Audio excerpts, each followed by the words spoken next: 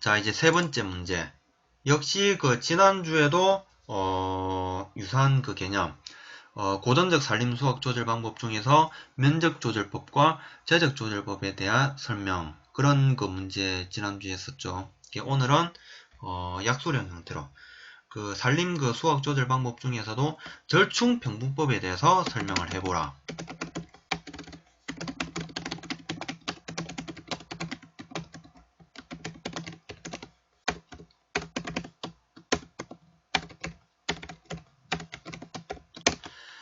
자, 절충적 평분법. 지난주에 제가 그 설명드렸죠. 산림 그 수확 조절을 위한 기법에는 굉장히 많습니다. 구획용벌법부터 시작해서 평분법이 있고, 그 다음에 법정 축적법, 영급법, 생장량법, 그 다음에 뭐 슈나이더법, 그리고 또 한 가지 더, 그렇게 대략적으로 우리 그 책에 보면은 7가지 그 방법이 있는데, 이러한 그 큰 결국에는 성격적인 부분에서 큰 범주로 나누자면은 결국 면적조절법과 재적조절법으로 구분한다라는 거. 예, 지난주에도 아마 제가 간략하게 그때 그 부분에 대해서 언급을 아마 했을 겁니다. 자, 그럼 이 문제 역시 산림 수확 조절의 개요에 대해서 먼저 언급을 해 보도록 하겠습니다.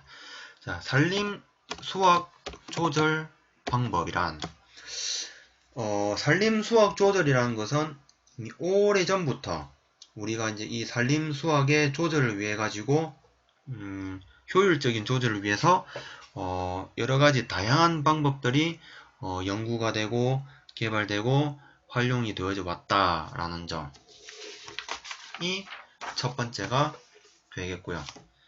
그 다음에 이제 두 번째 설명으로는 이러한 그 다양한 산림 수확 조절을 위한 방법들은 큰 그 범주에서 결국에는 면적 조절법과 재적 조절법으로 구분된다라는 점. 이게 제가 이 문제에 대한 그 언급을 하고자 하는 개요 부분이라고 보시면 되겠습니다. 그리고 이제 두 번째로 내려와서는 일단 절충평균법을 설명하기 전에 재적조절법과 면적조절법에 대한 간략한 설명이 좀 있어야 될 것 같아요.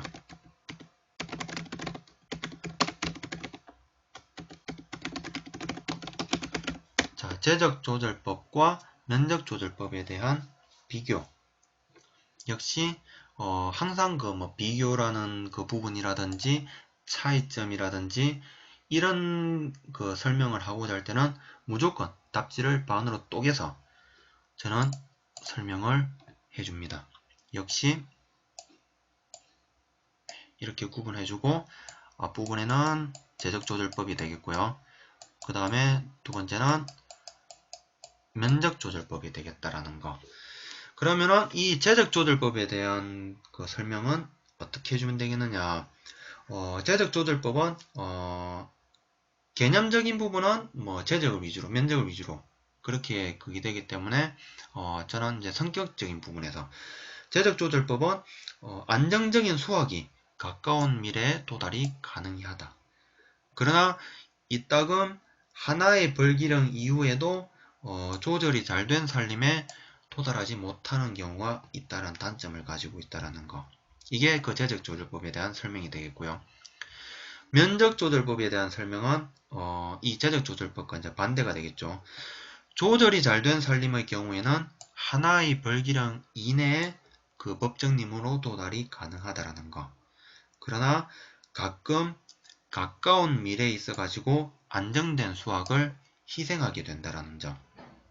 이게 왜 그러냐면은 면적조절법을 따라가다 보면은 부득이하게 유령님도 수확이 되는 그런 상황이 발생하겠죠.